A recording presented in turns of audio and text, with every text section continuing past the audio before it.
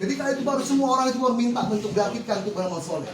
Maka hadirin dimuliakan oleh Allah SWT, maka tidak akan bisa lagi kita bangkit dari Allah SWT, karena sudah berpindah alam, dari alam dunia pindah ke alam kubur. Sama seperti kita, ketika kita sudah pindah alam dari alam rahim, ketika pindah ke alam dunia, tidak akan bisa lagi kita masuk dalam perut ibu kita.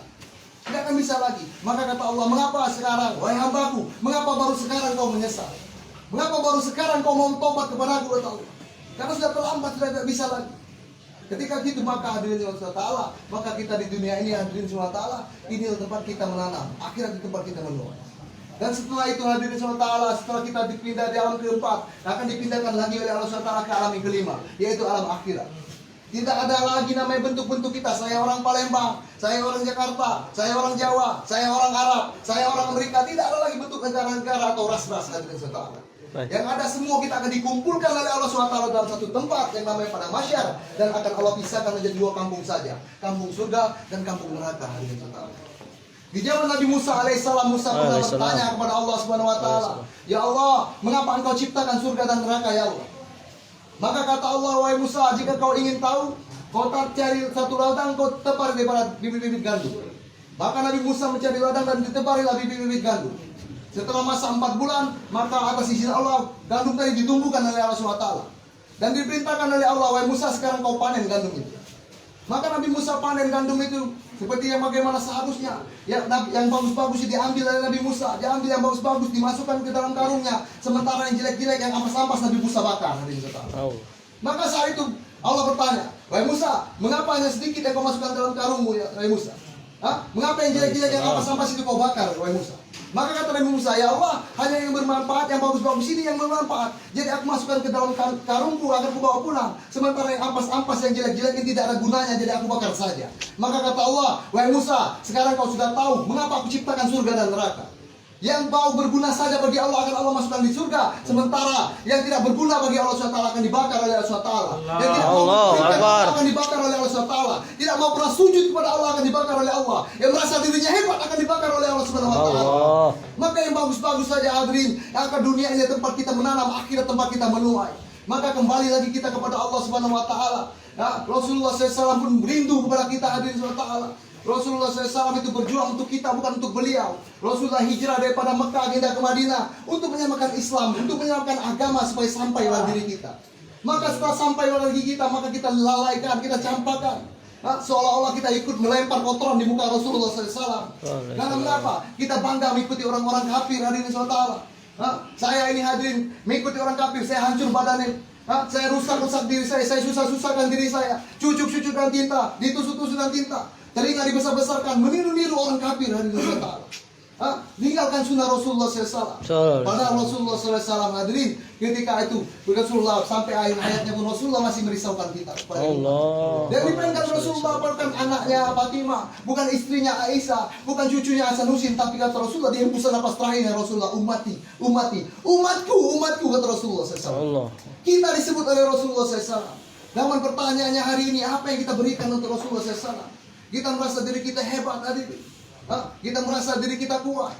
Padahal hadirin Allah, kita tidak ada apa-apanya apabila kita dihadapkan oleh Allah Subhanahu Wa Taala. Hadirin yang dimuliakan oleh Allah Subhanahu Wa Taala. Sehingga kami hanya bisa menyampaikan saja hadirin. Tidak ada, kami bukan orang baik juga bukan. Kami juga orang buruk, tapi yang berusaha memperbaiki keburukan ini, memperbaiki diri dan belajar untuk menyampaikan para kebaikan-kebaikan. Karena hakikatnya kita ini saudara hadirin. Jika kita ingin menceritakan tentang kenakalan-kenakalan kita, maka tidak bisa kita menyaingi para sahabat radhiyallahu anhu. Sayyidina Umar radhiyallahu anhu, siapa tidak tahu tentang kenakalannya? Kita nakal-nakal kita hadirin tidak pernah untuk berniat untuk membunuh Pak Kiai. Tidak pernah. Walaupun ada yang membunuh Pak Kiai, kita pernah membunuh Pak Kiai, Kiai itu mati. Masih banyak kiai-kiai lain yang akan meneruskan perjuangan dakwah. Masih banyak kiai-kiai lain yang akan mengajarkan ilmu-ilmu agama. Tapi Sayyidina Umar bin Khattab radhiyallahu anhu ingin membunuh Rasulullah SAW. Yang mana tidak ada lagi nabi setelah Rasulullah. Satu-satunya nabi tinggal ingin dibunuh oleh Sayyidina Umar. Tapi masalah kenakalan kita tidak bisa menyaingi Sayyidina Umar. Tapi kenapa ketika itu Sayyidina Umar setelah ingin membunuh Rasulullah SAW. Ketika Umar masuk Islam, ketika Umar telah taubat, ketika Umar telah hijrah, maka dia menjadi pemimpin ketika itu di zaman menjadi amirul pemimpin. Bahkan kata Rasulullah SAW, jika memang ada nabi setelah aku, maka Umar orangnya.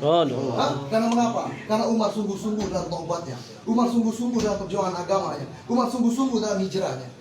Maka hadirin yang dimuliakan oleh Allah Subhanahu wa taala, maka kita ini harus hijrah, memperbaiki diri kita di depan Allah Subhanahu wa taala. Jangan pedulikan omongan-omongan manusia, karena hakikatnya derajat tingkat kemuliaan kita hanya dalam takwa. Maka Allah katakan, inna akramakum indallahi atqakum. Sesungguhnya orang yang paling mulia di antara kalian adalah orang yang paling bertakwa. Walaupun kita narapidana, dibanding dengan polisi, dibanding dengan petugas lapas, dibanding dengan jaksa, dibanding dengan hakim, dibanding dengan presiden, jika mereka tidak bertakwa, kita bertakwa, maka kita lebih mulia daripada mereka. Allahu Akbar. Hadirin subhanahu wa ta'ala, jangan pernah putus asa dari rahmat Allah. La taqnatu min rahmatillah. Jangan pernah putus asa dari rahmat Allah. Minta kita kepada Allah Subhanahu wa taala, karena segala sesuatu itu ditetapkan oleh Allah Subhanahu wa taala. Innallaha ala kulli syai'in qadir. Sesungguhnya Allah berkuasa atas segala sesuatu, hadirin. Maka kita minta kepada Allah Subhanahu wa taala, kembali menjebak Allah Subhanahu wa taala, kembali memperbaiki diri kita kepada Allah Subhanahu wa taala. Memang hari ini, hadirin, inilah kesempatan ini. Saya tidak ada niat untuk sini, tidak ada rencana-rencana. Ini hadirin, saya bangun tidur tadi tidak pernah terpikir akan seperti ini. Mungkin Tuhan juga seperti itu juga. Tidak mungkin saya akan pikir menjadi seperti ini. Inilah namanya takdir daripada Allah Subhanahu wa taala. Kita dijumpakan ini karena mutlak daripada kasih sayang Allah Subhanahu wa taala, takdir daripada Allah Subhanahu wa taala. Tidak pernah kita rencanakan, tidak pernah kita pikir-pikirkan, tapi terjadi. Inilah takdir oleh Allah Subhanahu wa taala. Walaupun kita ini orang-orang biasa, walaupun kita ini orang-orang ahli maksiat, walaupun kita ini pendosa-pendosa, dengan kita berkumpul, kita memuji-muji Allah, kita membicarakan tentang agama, maka kita dipandang oleh Allah dan pandangan rahmatnya. Maka insya Allah hadirin, selepas ini selesai kita masa tahanan, berdoa pada Allah agar di masa tahanan kita dimudahkan oleh Allah Subhanahu wa taala. Amin ya Allah. Kita keluar, maka kita kembali hijrah, kembali mentaati Allah Subhanahu wa taala, mengikuti sunnah Rasulullah SAW. Insya Allah semua sedia, insya Allah. Insya Allah. Kebenaran hanya datang daripada Allah SWT.